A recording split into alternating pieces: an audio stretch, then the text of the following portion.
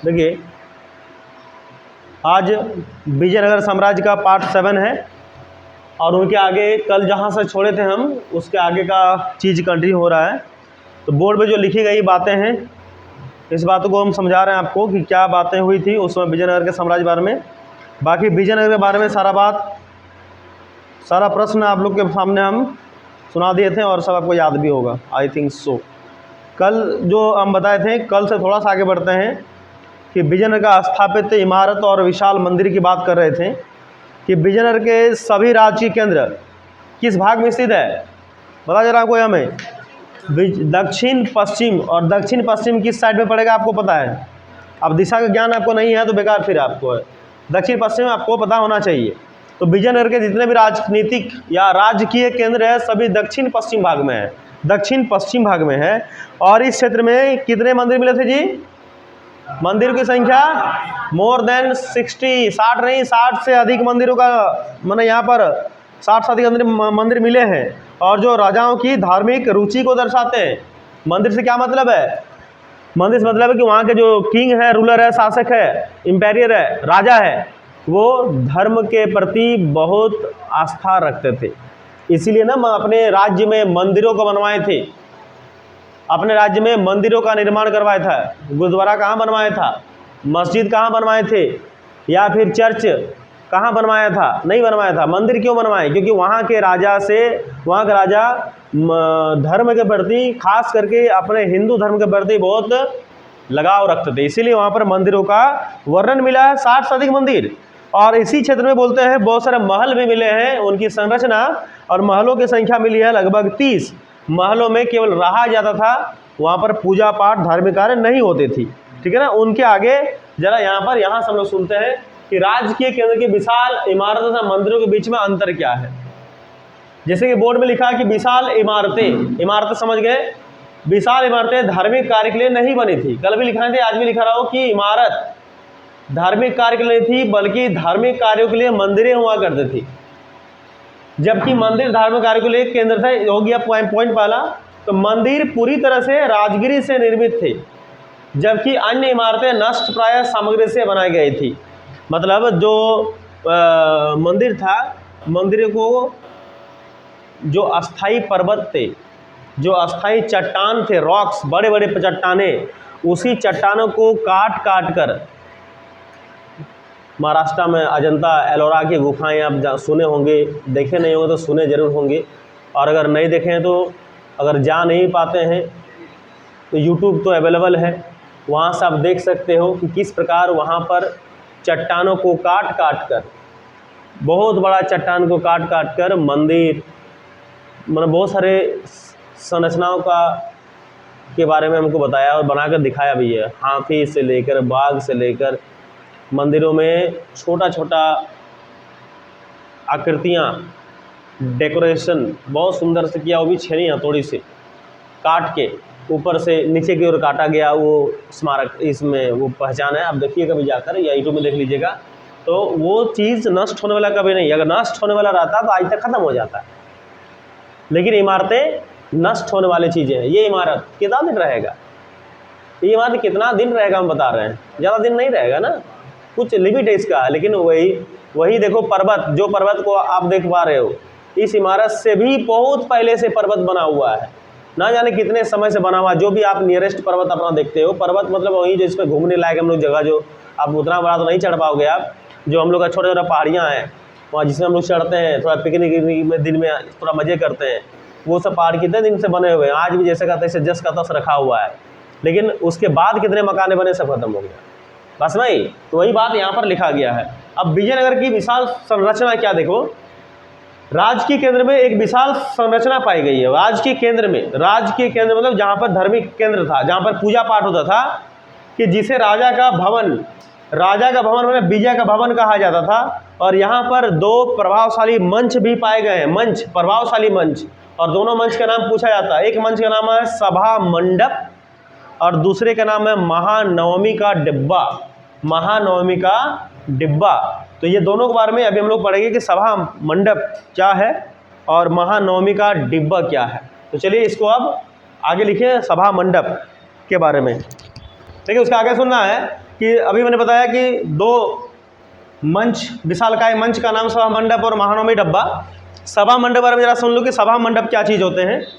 यह एक ऊंचा मंडप है, यह एक ऊंचा मंडप है और जो चारों ओर से, ध्यान सुनिएगा कि जो चारों ओर से दीवारों से घिरा हुआ है, दीवार से, दोहरी दीवार, वो भी दोहरी दीवार, दोहरी दीवारों से घिरा हुआ है सभा मंडप। और इसके बीच में एक पतली सी गली है। अब समझ गए? इसका थोड़ा इमेजिन करो कैसा होगा। अरे कैसा होगा, कैसे होगा? ये एक मान लो सभा मंडप है, एक दीवार है और एक दीवार ये है, दोहरी दीवार हो गया, बीच में क्या है? ये गली है। थोड़ा इमेजिन करो, समझ में आएगा। देखोगे किसी तरह, इस तरह आप कभी देखोगे आपके घर में, इधर एक तुम्हारा घर, इधर उस तुम्हारा पड़ोसी घर, अब बीच में गली, देखो ना, वही दोहरी दीवार मान लो। दोहरी दीवार से तो सबसे पहले सवाल क्या है? सभा मंडप। सभा मंडप कितने दीवारों से घेरी हुई थी? दो दीवारों से या दोहरी दीवारों से। सभा मंडप के बीच में, दोहरी दीवार के बीच में क्या पाया गया? एक गली पाई गई। इसके बीच में कई स्तंभ है। स्तंभ का मतलब होता है क्या? पिलर। पिलर, अब पिलर के बीच में आप देखे होंगे, इसके बीच में कई स्तंभ है और इन स्तंभों पर इस मंच की दूसरी मंजिल क्या है या नहीं है? दूसरी मंजिल टिकी हुई है। मतलब आप समझ गए। अगर आपके पास बुक अवेलेबल है तो बुक है आपके पास, खोल के देखिए है कि नहीं है, हमको दीजिए, मैंने दो, खोल के दो ना भाई। हे भगवान, हैरत अंगेज कारनामे। ये देखिए आ रहे हैं बॉलर शोएब अख्तर और लगा दिए 140 पर किलोमीटर की स्पीड। लाओ लाओ, सभा मंडप तुमको दिखाना है ना हमको, सभा मंडप रखिए। धन्यवाद, थैंक यू। रख दे सभा मंडप हुआ करने के लिए। अरे एकदम दिया है कि नहीं दिया फोटोआ जी? सभा मंडप का फोटो नहीं दिया है, मानो में डबा दिया, सभा मंडप वाला नहीं दिया है। कर रहा हो आप सब, इमेजिन कर लो। पिलर, पिलर आप भी तो घर पे दिलाते हो ना पिलर। महानवमी का डब्बा दिया और नहीं दिया है। I am so sorry. Gopuram दिया हुआ है, खैर छड्डो।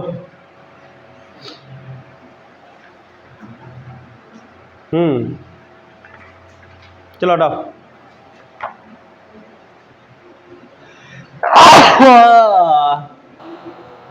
सुने, चलो हटाओ, कोई बात नहीं। यहाँ इसको इमेजिन कर लो। दिया देख लिए ना, देख लिए। तो इसके बीच में कई स्तंभ है और इन स्तंभों पर देखो, स्तंभ पिलर, स्तंभ पिलर और ये स्तंभों के पिलर की, और इन स्तंभों पर इस मंच की, यानी मंच का नाम क्या है? सभा मंडप। सभा मंडप की दूसरी मंजिल टिकी हुई है। नहीं बुझे बात को? दो तलवारी, पहला तल्ला। इसीलिए जब कोई इंसान घर बनाता है तो नीचे पिलर थोड़ा मजबूती से दिलाता है, और जहाँ पर 4 पिलर चाहिए वहाँ पर 6 को पिलर दिला देता है। एक ही बार घर एक ही बार बनता है, क्योंकि उसको प्लानिंग है कि भविष्य में ऊपर बनाना हमको 2 तलवा, फिर हो सके वो 3 तलवा ख्वाब देखे। तो इसीलिए नीचे का पिलर बड़ा मजबूती से देता है। तो वही बात यहाँ पर है। सभा मंडप जो है पिलरों पर खड़े हैं और पिलर के ऊपर भी दूसरी मंजिल टिकी हुई है। बात समझ? यहाँ पर दूसरी मंजिल टिकी हुई है। दूसरी मंजिल पर जाने के लिए, अरे तो अपना घर वाला हिसाब किताब है। तुमको अगर दूसरी मंजिल पर जाना है तो किससे जाओगे? उड़ के जाओगे कि शक्तिमान को बुलाओगे? किसको बुलाओगे? सीढ़ी पर जाएंगे ना। बस यहाँ पर भी है कि दूसरी मंजिल पर जाने के लिए सीढ़ियाँ बनी हुई है, एकदम घर वाला हिसाब किताब है कि नहीं? और इसमें सभी स्तंभ, जितने भी पिलर हैं, सभी स्तंभ बहुत पास एकदम नज़दीक में बना हुआ है। इतना पास है कि इनके बीच में काफ़ी कम जगह जो है खुला स्थान बचता है, एकदम पास में। ठीक है, पास में। तो कम जगह होने की वजह से जो इतिहासकार है, इस सभा मंडप का क्या कार्य है, वो कार्य को वो समझ नहीं पाया कि आखिर इसमें क्या कार्य करवाना चाहता है। कहीं स्पेस ही नहीं है तो काम इसका यूज़ क्या है? तो क्योंकि इन स्तंभों के बीच में यह जगह बैठने के लिए भी नहीं है, किसी भी प्रकार की सभा आयोजित करने के लिए भी नहीं है, तो फिर ये काम किस काम का है इतिहासकार आज तक समझ नहीं पाए।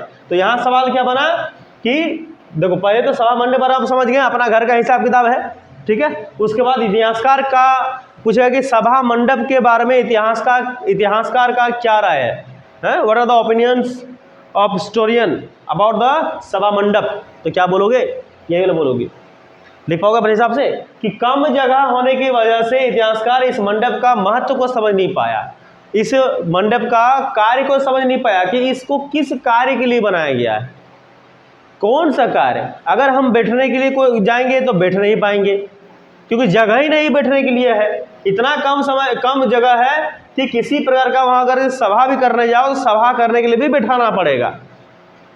अपना करेंगे तो खुद एगो बैठेंगे, तो एगो का नहीं बैठने का जगह, तो सभा क्या होगा यहाँ पर। तो वो इतिहासकार कन्फ्यूज आ गया कि पता नहीं काहे बनाया गया है। ये सभा मंडप है। अब आता है महानवमी का डब्बा। महानवमी जरा लिख लो फटाक से, महानवमी ध्यान लिखो, लेकिन सुनिएगा। अब महानवमी का डब्बा, इस क्षेत्र की कुछ विशिष्ट और अति विशिष्ट संरचनाओं का नामकरण भवनों के आकार और उनके साथ के कार्य आधार पर किया गया था। राजा का भवन नामक संरचना अंतः क्षेत्र में सबसे विशाल है, परंतु इसके राजकीय आवास का कोई निश्चित साक्ष्य नहीं मिला है। इसके दो प्रथल मंच मैंने लिखा दिया, सभा मंडप और महानवमी का डब्बा। उनमें से महानवमी डब्बा जरा सुन लो। देखिए, शहर के सबसे ऊंचे स्थानों में से एक पर स्थित था महानवमी का डिब्बा का विशालकाय मंच। बुक अगर आपके पास है तो कृपया देखिएगा, ये है ये है महानवमी का डब्बा। पेज नंबर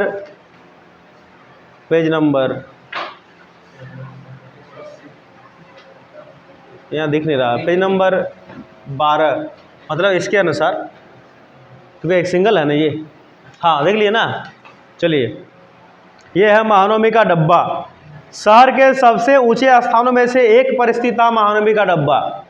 शहर क्या बोला, शहर के सबसे ऊंचे स्थानों में से एक पर स्थित था महानवमी का डब्बा, जो एक विशालकाय दूसरा मंच है। पहला मंच सभा मंडप लिखा दिया, ये सेकंड मंच है, लेकिन है बहुत बड़ा, लगभग 11,000 फीट, याद है ना, फीट नहीं वर्ग फीट, 11,000 वर्ग फीट पर इसका आधार फैला था। मतलब जमीन नीचे जो फैला हुआ था वो 11,000 वर्ग फीट पर स्क्वायर, याद है ना, पर फैला था।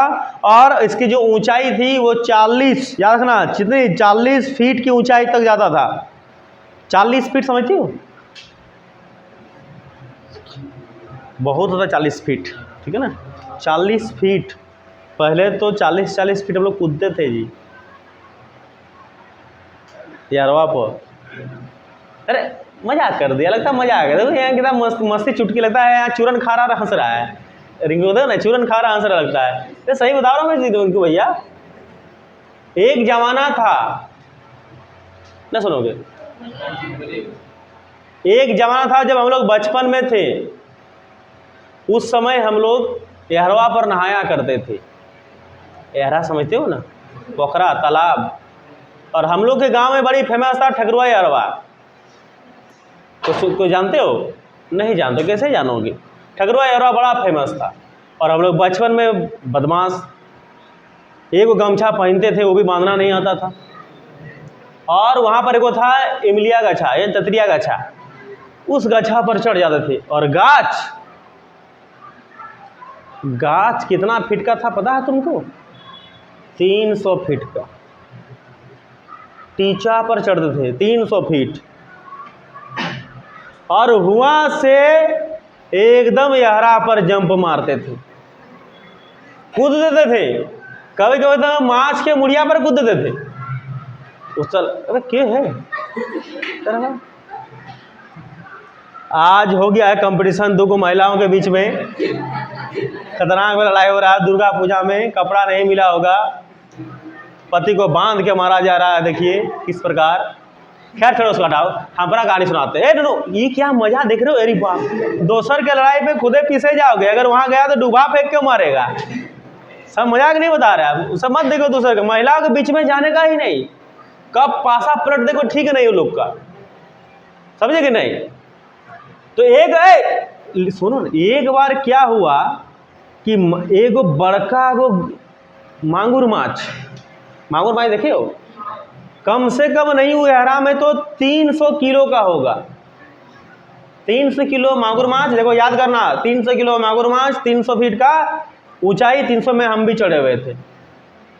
और मजाक नहीं बता रहा, वहां से जब कूदे ना सीधा मांगुर माछ के मुड़ी पर, और मांगुर माछ जैसे अगर हम लोग के बॉडी में कभी कुछ गिर जाता तो कैसे हम लोग छटपटाते ऐसे करते हैं, मांगुर माछ छटपटाया तो हम उसका सूढ़े पकड़ लिए। अब सूढ़ पकड़े तो मांगुर माछ ऐसे वैसे बीच पनिया पर ले गया, और बीच पानी पर ले गया, और वहां पर हमको ऐसे झाड़ा गिर गए गद से पीछू पर, बहुत गहराई पानी पर। 3 दिन बाद उठे थे, पूरा घर खोज रहा है, फायर हो गया, कहाँ गया हमारे घर का बहुत सुंदर लड़का था, पता चला कि ठगरुआ एरोए पर है। 3 दिन बाद उसे हरा से निकले थे हम। फिर क्या खा रहे थे बोलो जरा, पोठी माछ। क्या करेंगे, भूख लगे तो कुछ भी खाओगे ना। दीपक भैया तुम ऐसे बना के देख रहे हो ना, सच बात बता रहा हूँ मैं, हम लोग की ज़िंदगी में नहीं जिया होगा तुम लोग, इतना मेहनत इतना कठिन परिश्रम से जिए थे, समझे कि नहीं। तो आइए महानवी डब्बा पढ़ लो तो जरा सुन लो। तुम्हें लगता है कि मसला फेंक रहा है, फिर ऐसे सुनते हो। जी नहीं, मैं फेंकता नहीं हूँ, सच बात बताया हूँ मैंने। विश्वास है तो आज भी वो अखबार में फोटो छपा था दैनिक जागरण में, जाके पढ़ लो। डेट था, डेट सुनोगे, 10/10/1995, जाके पता करो, पेपर में कटिंग निकला था। ऐसे नहीं है। फिर देखो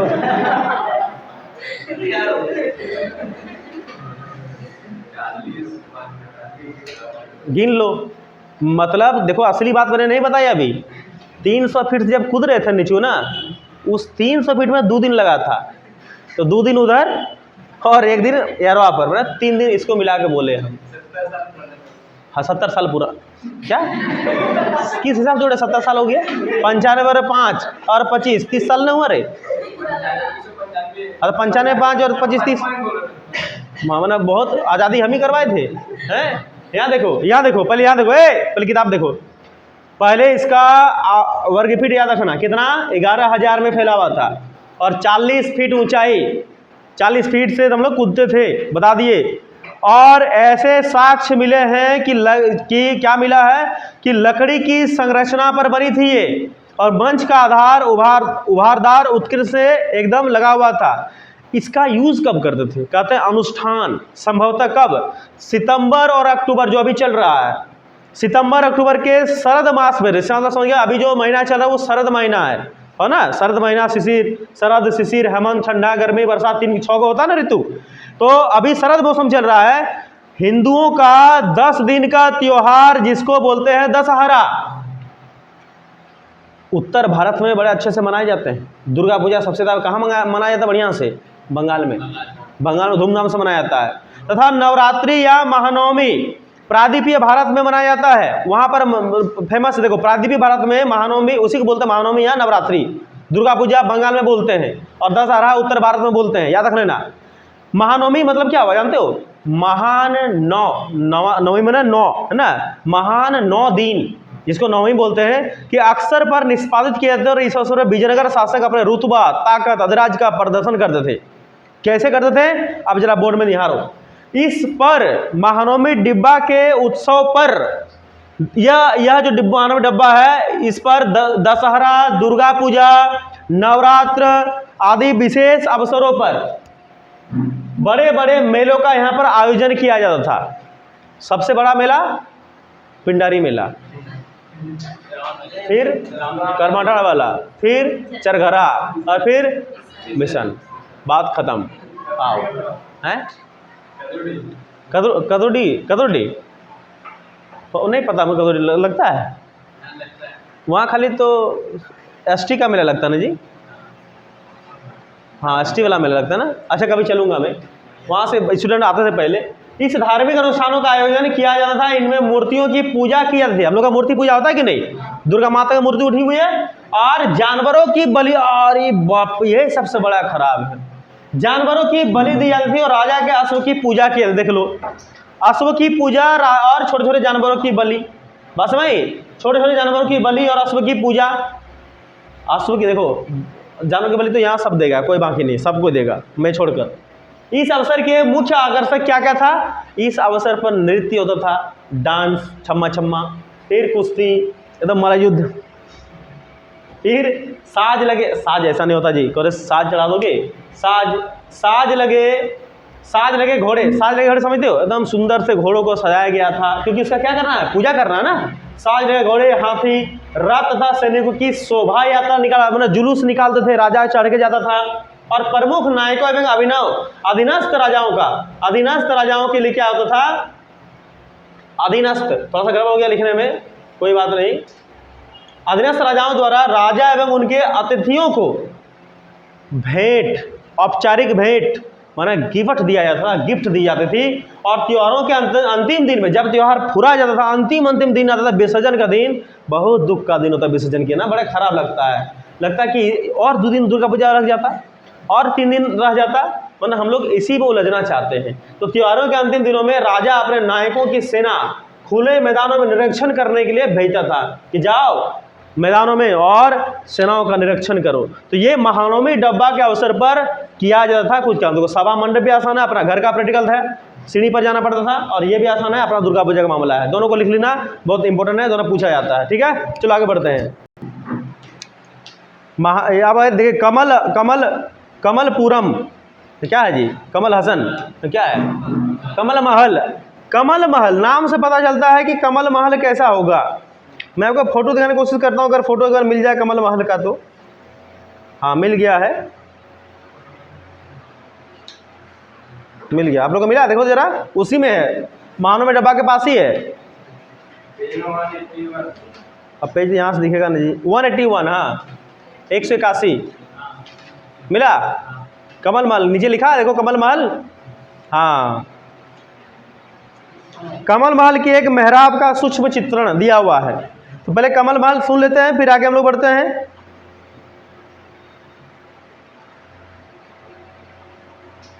देखो, कमल महल राज्य के केंद्र का सबसे सुंदर भवनों में से एक है, सबसे सुंदर भवनों में से एक है। कहाँ के लिए? सिर्फ राज्य के केंद्र विजयनगर के लिए बात कर रहा है। इसमें सबसे सुंदर महल तो और भी बहुत कुछ है, समझ में आ रहा, लेकिन ये सिर्फ विजयनगर के बारे में बात हो रही है। तो वहाँ का सबसे ज़्यादा सुंदर जो महल था वो था कमल महल। इमारत कितने पाए गए थे? 30 से अधिक। इसका यह नाम अंग्रेजों द्वारा दिया गया था। किसके द्वारा दिया गया था? अंग्रेज के द्वारा दिया गया था। इसकी आकृति की वजह से यह नाम पड़ा इसका। कमल की तरह आकृति थी, तो कमल की वजह से इसका नाम क्या पड़ा? कमल महल। और नाम देने वाला कौन था? अंग्रेज। और विजयनगर का सबसे सुंदर महलों में से एक कौन था? कमल महल। यहाँ पर राजा जो था अपने मंत्रियों के साथ, राजा का मंत्री और उन मंत्रियों के साथ बैठकर इसी कमल महल में, सभा मंडप में नहीं, महानवमी डब्बा में नहीं, सभा मंडप में क्यों नहीं? क्योंकि वहाँ पर जगह नहीं था। और सभा महानवमी डब्बा पर क्यों नहीं? क्योंकि वो एक दुबारी खोलता था, धार्मिक अवसरों के ऊपर होता था। तो कमल महल पर, नाम है महल, इसी महल पर राजा अपने मंत्रियों के साथ कभी कभी जाते थे और कानून बनाते थे अपने मतलब अपने प्रजाओं के लिए।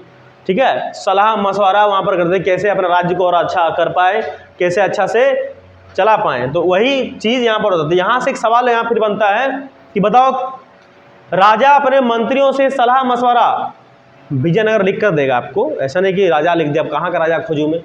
विजयनगर के राजा अपने मंत्रियों को लेकर सलाह मशवरा प्रजा के लिए कहाँ पर किया करता था?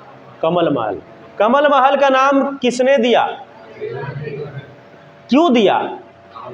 क्योंकि वो दिखता था कमल के ही तरह, इसीलिए दिया। ठीक है, इस बात को आप भूलना मत। कमल महल के बारे में आपको समझा दिया, बुझा दिया।